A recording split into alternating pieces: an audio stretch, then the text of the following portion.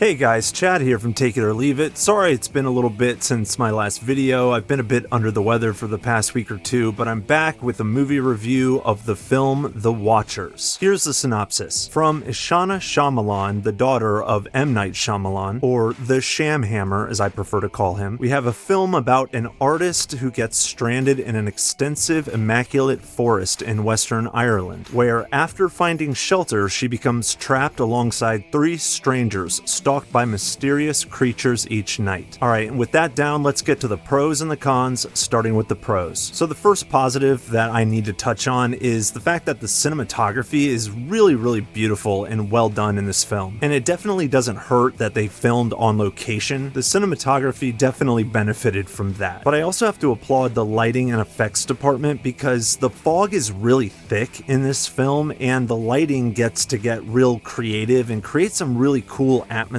as a result. And I also thought the creature design was pretty cool, with them being so tall and yet like frenetic and shrieking. It's not like it hasn't been done before, but I just thought it was really well executed, and that's it.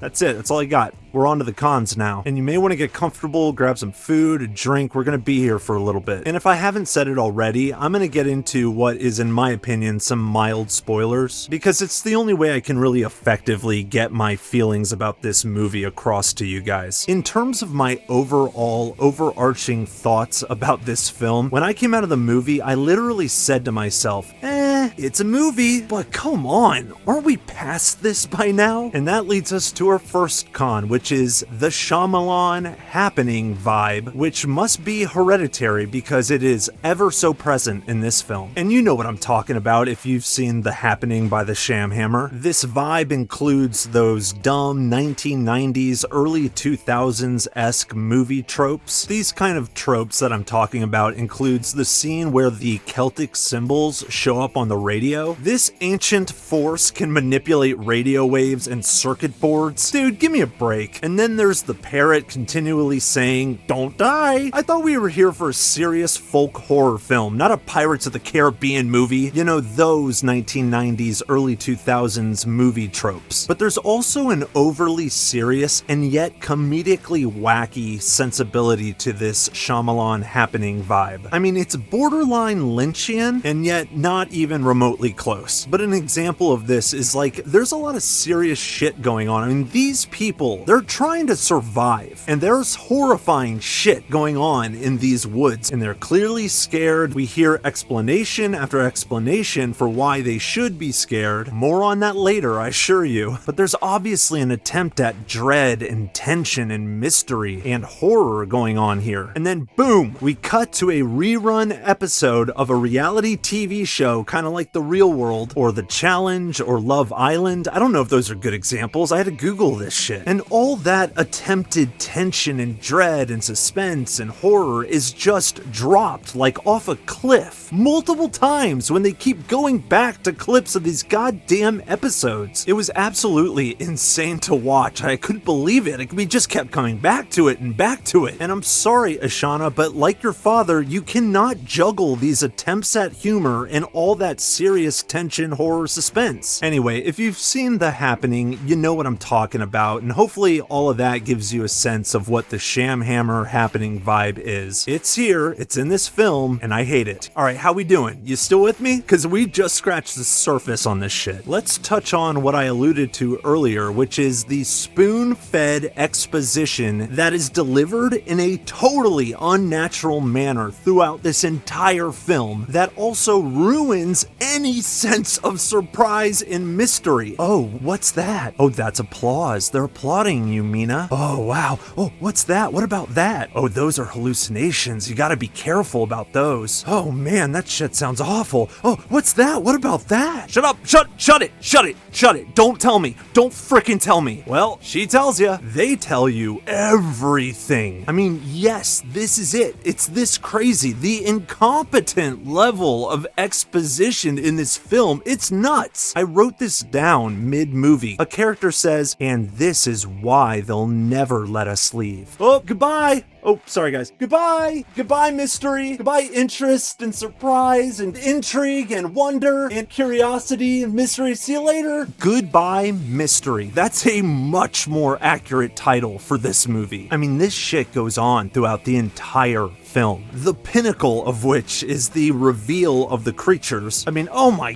god, hearing this exposition, I just felt like Bill Burr in one of his bits. I mean, at that point, your head is like a newborn baby. You're trying to hold it up.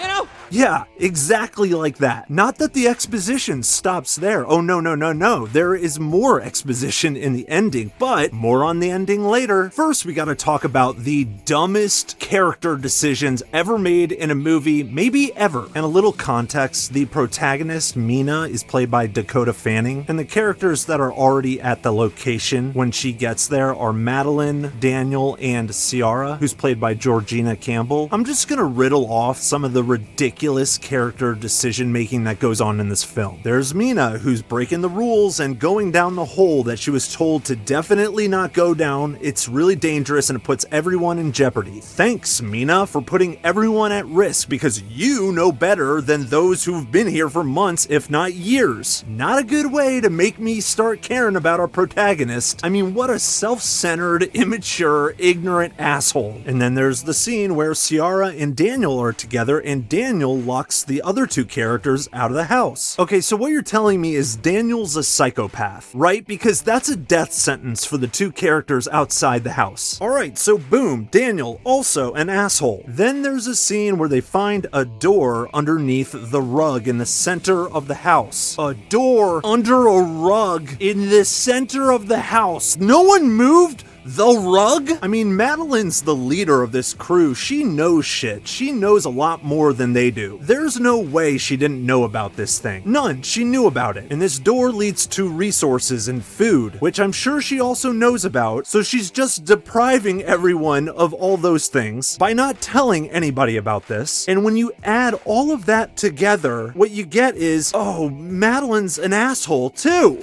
Don't forget, there's also Ciara, who when they get inside this bunker via that door I was talking about, decides to blast music. Blast it! God and everyone can hear this music, because she wants to dance on what she thinks is their last night there. Do I need to say it again? Do I? Self-centered, immature, asshole. And she's also stupid, and it really pissed me off when I saw this, because there's a point when they're in that bunker underneath the house, and they find a computer, all of which has been created by this guy that they call the Professor. Nobody really knows him, they just know about him. And anyway, they go to this computer and there's a folder, and it's a folder full of hundreds of video logs of the Professor. And the Professor, he's just talking to us. I mean, he is just divulging so much information. I mean, it's so enlightening. Ton of exposition, totally sucks, but I mean, for the characters, it's super enlightening. So they start checking out the videos, they go through the first one, get some information, same with the second and the third, but on the third video, the Professor does something kind of vile, I guess. You know, something just kind of shitty. And then Ciara steps up with the profound instruction that we don't need to keep watching these videos. Ugh. Or whatever she says. At this point, I'm just like, I can't.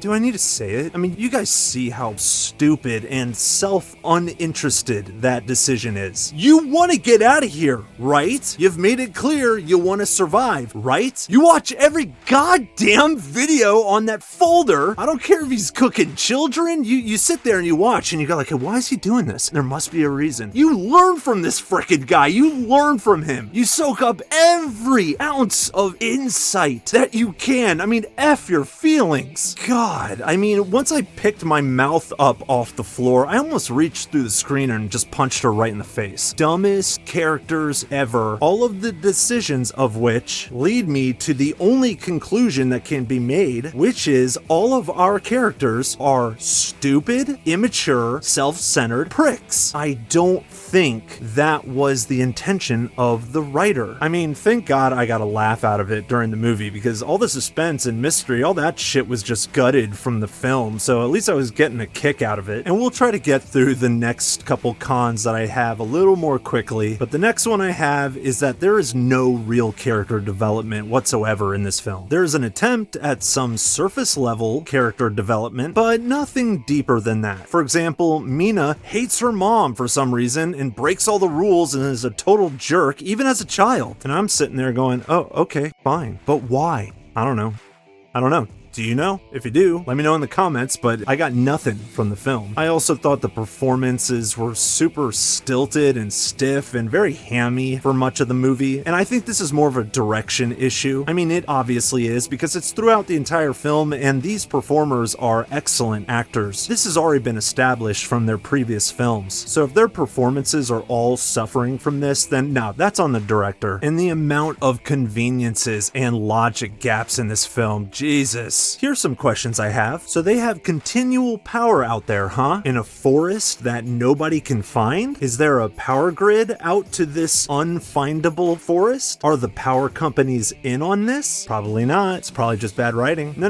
Okay, wait. Just a couple more. I'll go through them quickly. So toward the end of the film, Ciara didn't hear her husband, but Daniel did? So what you're telling me is that Ciara is that shallow that she's already forgotten about her husband and that we should think ill of her. Probably not. Probably just bad writing. Oh, and don't forget, the university, they just let our main character explore the professor's office without proof of any kind of relationship? Does the university just not give a shit? Do they just let anybody do this? Probably not. It's probably just shit writing. It's shit writing. It's dog shit writing, okay? It's just awful. And lastly, that prolonged who gives an F ending that has no hints at the earth shattering and potentially apocalyptic ramifications of this film, like the implications that could be made, and they're just nowhere to be found. I mean, there are so many other things that I can say about the ending that were just awful, but that really bugged me. Listen, guys, I really appreciate it if you've made it this far. This has been a very therapeutic experience for me, but do yourself a favor. Unless you're on an airplane and there's literally nothing else to watch, check out these Irish folk horror films instead. The Hole in the Ground, You Are Not My Mother, The Hollow, Mandrake, and you know what? Screw it. Let's throw in some Norwegian folk horror too. Troll Hunter, that's pretty freaking awesome. I love that movie. And I gotta give The Watchers a 2.5 out of 10. But those are just my thoughts. Take it or leave it. What do you guys think? Did you see this movie? Did you like it? We've already established it's objectively a terrible film, but you know, were you entertained by it? Let me know down in the comment section. Let's talk about it. And if you enjoyed this video but you want more information about what's on my watch list, what I'm currently watching, the kind of ratings I'm giving these films, as well as upcoming releases I'm looking forward to, don't forget to follow me on track.tv. My username is TIOLI_reviews. The link is in the description box. Go ahead and click it and start following me on Tracked, and I look forward to seeing you over there. And as usual, guys, thank you so much for stopping by my channel. I really appreciate it. Don't be afraid to hit that like and subscribe button, and until next time, I'm Chad from Take It or Leave It, and I'll check you later. Check you later. Check you later. Hey, man, get off my case. Oh, man. Chicks don't want to hear that shit.